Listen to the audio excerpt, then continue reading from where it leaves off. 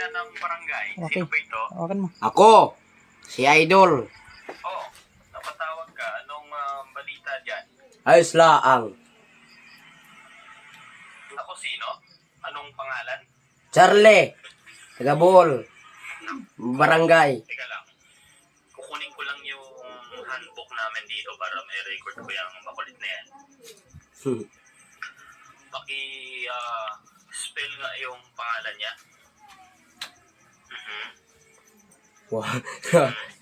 Bakit? Gusto mo ay? Okay, sige. Ano bang, bakit napakakulit ng batang yan?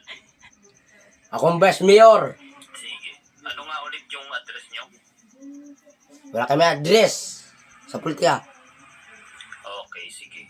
Check ko muna kung may bakante yung Bartolina namin dito ah. Tawagin ko lang si Kagawan. Kagawan, may bakante pa ba yung Bartolina natin dyan? Ay, kapitan, kamusta po? Hello.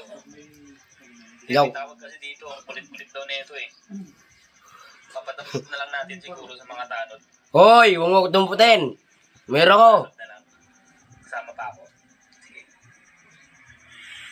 Ayun, so wala daw bakante doon sa Bartolina pero pwede natin siyang ilagay doon sa sa kwarto muna doon sa sa bodega. Doon kasama niya doon yung iba naming nahuli dati. Tsaka yung ibang baliw doon na nakatali naman sila. Madilim. Hoy, huwag mo ko sabihin balew. Meron ko. Ano nga? Narinig niyo ba ako?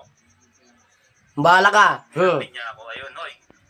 Ikaw, makinig ka dyan sa magulang mo. Huwag ka masyadong makulit ah. Mga tito-tita mo. Yan ang mama ko. Alam na namin yung address mo. Pupunta ka namin dyan. Sige. Sumpong na kita kay Purok. May sumpong na kita kay Kapitan. Sabihin mo lang. Balik ka na rin sa mga tanod. Huwag mo sabihin.